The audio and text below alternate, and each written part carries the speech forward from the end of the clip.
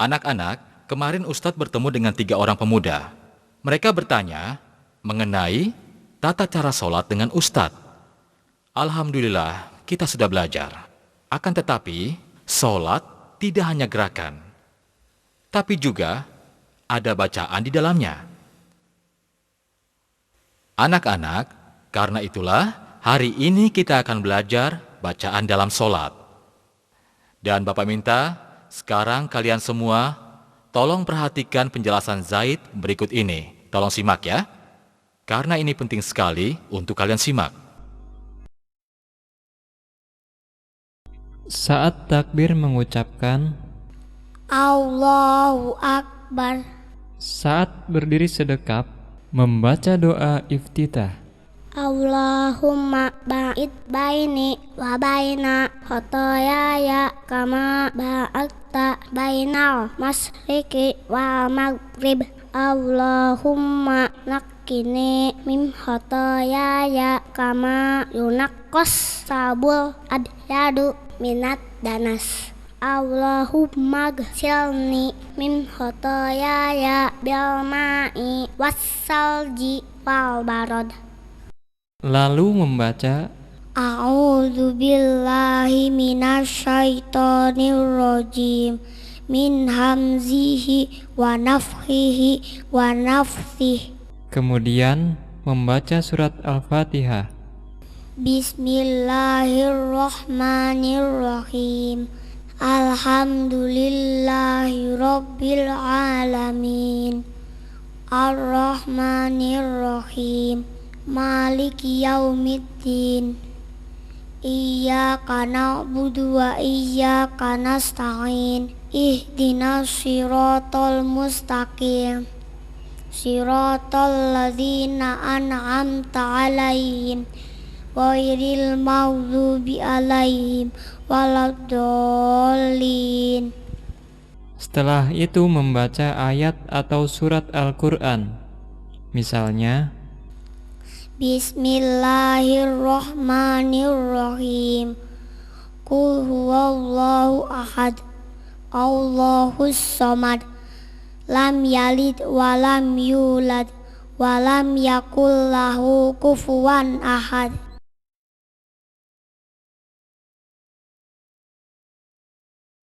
Allahu Akbar.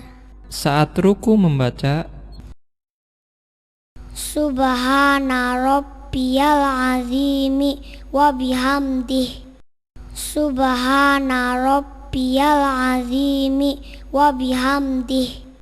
Subhana rabbiyal azimi wa bihamdih.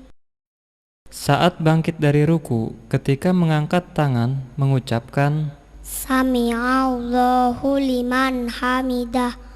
saat berdiri tegak membaca Rabbana walakal hamdu. Allahu Akbar.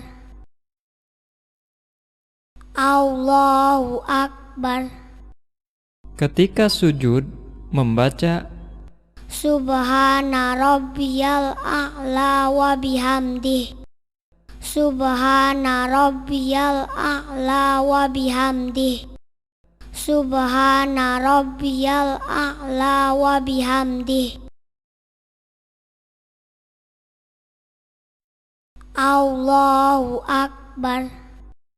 ketika duduk iftirosh membaca Allahumma ghafirli warhamni wajburni warfa'ni wahdini wa'afini warzuqni.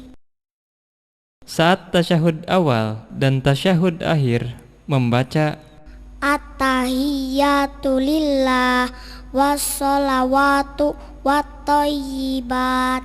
Assalamu ala nabiyyi wa rahmatullahi wa barakatuh. Assalamu alaina wa ala ibadillahis sholihin. Asyhadu an la ilaha illallah wa asyhadu anna Muhammadan abduhu wa rasuluh. kemudian membaca sholawat. Allahumma sholli ala Muhammad wa ala ali Muhammad kama shallaita ala Ibrahim wa ala ali Ibrahim innaka Hamidum Majid. Allahumma barik ala Muhammad wa ala ali Muhammad kama barakta ala Ibrahim wa ala ali Ibrahim innaka Hamidum Majid. Pada tasyahud akhir, sebelum salam membaca Allahumma inni a'udzubika min azabi jahannama wa min azabil qabri wa min fitnatil mahya wal mamati wa min syarri fitnatil masihid dajjal. Allahumma a'inni ala dzikrika wa syukrika wa husni ibadatik. pada saat salam ketika berpaling ke arah kanan mengucapkan Assalamualaikum warahmatullahi wabarakatuh. kemudian saat berpaling ke arah kiri mengucapkan Assalamualaikum warahmatullahi wabarakatuh. Nah, itulah bacaan dalam sholat sesuai gerakan yang ada. Jika kalian rajin menghafal, insya Allah akan cepat bisa. Bagaimana? Siap? Insya Allah. Kalau begitu sekarang kita pergi ke masjid untuk praktek sholat. Hei, ayo cepat jalannya. Iya, jangan bercanda. Kamu belum bisa ya? Bisa lagi. Tunggu. Ayo cepat. Muhammad, kau maju duluan. Allahu Akbar. Assalamualaikum warahmatullahi. Assalamualaikum warahmatullahi. Bagus. Sekarang kamu Zaid. Sekarang giliranmu. Allahu Akbar. Sudah. Ayo Zaid, teruskan. Allahu Akbar. Ustadz, kok Zaid melihat ke atas? Kita lihat saja sampai selesai, ya. Allahu Akbar. Sami Allahu liman hamidah. Allahu Akbar. Allahu Akbar.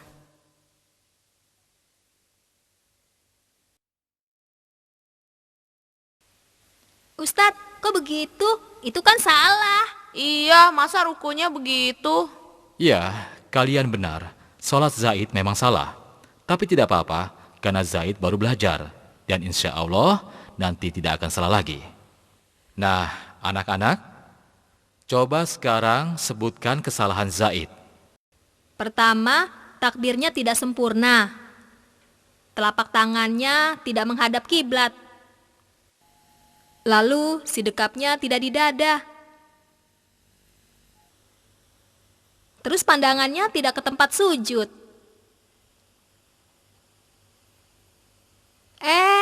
Rukunya terlalu ke bawah.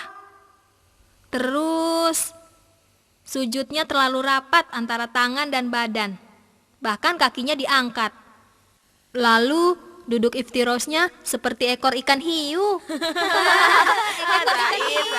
Bagus, tapi kalian tidak boleh mengejek Zaid. Karena Zaid masih belajar. Dan lagi pula, kesalahan dalam sholat tidak hanya itu. Ustadz, memangnya masih ada kesalahan lagi? Kesalahan dalam sholat yang dilakukan Zaid? Ya, masih sangat banyak. Dan anehnya, banyak orang yang tidak sadar. Misalnya, saat berdiri, kedua telapak kakinya membuka ke kiri dan ke kanan. Seharusnya, antara tumit dan ujung jarinya lurus ke depan.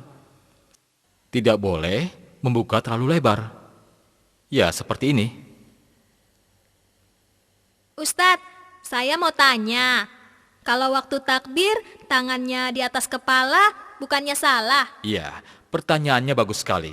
Tolong dengarkan baik-baik ya. Takbir dengan mengangkat tangan terlalu tinggi juga salah. Ya. Demikian juga dengan takbir yang telapak tangannya menghadap ke badan bukan ke kiblat, seharusnya mengangkat kedua tangan sejajar dengan bahu atau telinga dengan tidak merenggangkan atau merapatkan. Contohnya seperti ini. Oh iya Ustadz, apa selain itu masih ada lagi nggak gerakan sholat yang salah? Ya, masih. Misalnya saat sedekap. Banyak orang melakukan dengan meletakkan tangan di perut.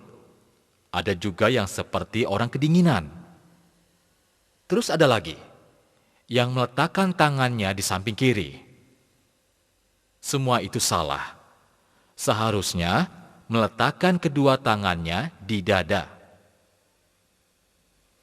Seperti ini contohnya. Bagaimana? Sudah jelas? Nah, anak-anak, sekarang siapa yang bisa menunjukkan kesalahan dalam ruku dan sujud? Ayo, siapa yang bisa? Saya Ustadz. Saya tahu kesalahan dalam ruku dan sujud. Ruku yang salah adalah punggungnya ke atas, tidak lurus dengan kepala, atau terlalu ke bawah, dan tangannya tidak memegang lutut. Melihat ke depan. Seharusnya punggung lurus dengan kepala dan melihat tempat sujud.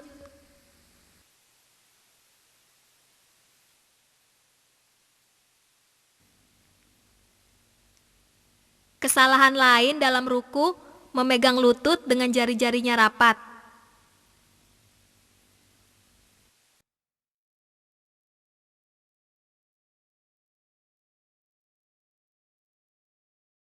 Seharusnya direnggangkan.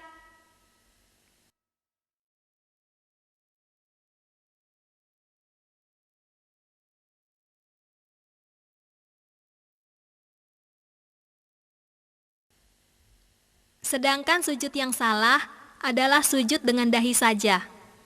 Hidung dan bibirnya tidak menyentuh lantai. Sujud dengan tangan mengepal. Sujud dengan tangan yang sangat rapat ke badan.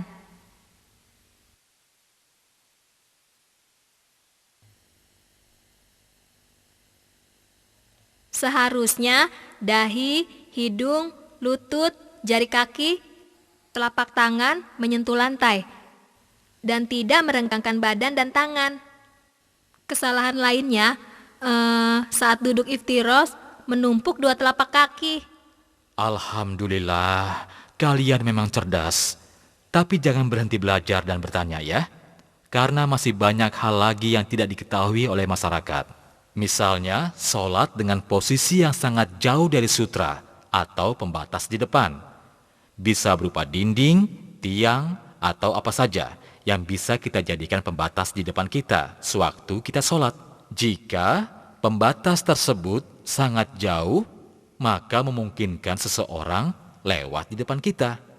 Tapi kalau kita sholat berdiri di atas pembatas atau shaf, kemungkinan seseorang tidak akan lewat di depan kita. Ini harus kita perhatikan baik-baik. Terus Pak Ustadz, kalau jarak sutra dekat, tapi masih ada yang lewat, bagaimana Pak Ustadz? Pertanyaan yang bagus. Masalah ini banyak yang tidak memahami. Banyak orang yang membiarkan begitu saja saat ada orang yang melintas di depannya. Saat ia sholat, dan ini adalah salah besar. Kita harus menghormati orang yang sedang sholat. Jadi kita tidak boleh melewatinya saat dia sedang sholat. Seharusnya ia menghadang dengan tangan hingga orang tersebut tidak bisa lewat. Nah, Ustadz rasa kita telah banyak belajar hari ini. Mudah-mudahan saja kalian dapat mengingatnya, dan yang terpenting adalah mengamalkannya. Tidak terasa waktu zuhur sudah masuk. Oh ya Ahmad, tolong kamu azan, ya. Allahu Akbar, Allahu Akbar, Allahu Akbar, Allahu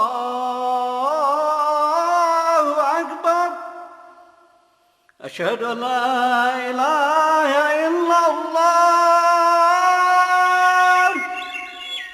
أشهد أن لا إله إلا الله أشهد أن محمدا رسول الله. Ayo anak-anak, sekarang luruskan barisan, kaki rapat, karena barisan yang lurus merupakan bagian dari kesempurnaan sholat. Ya?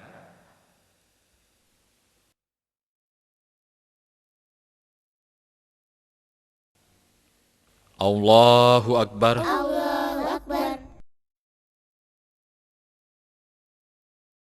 Allahu Akbar. Allahu Akbar.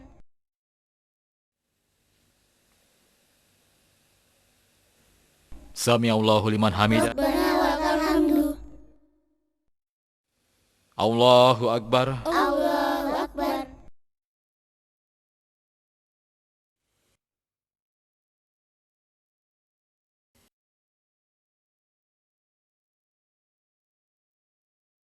Assalamualaikum warahmatullahi. Assalamualaikum warahmatullahi. Assalamualaikum warahmatullahi. Assalamualaikum warahmatullahi. Allahumma ighfir lil muslimina wal muslimat al-ahya'a minhum wal anwat innaka sami'un qaribun mujibud da'wat.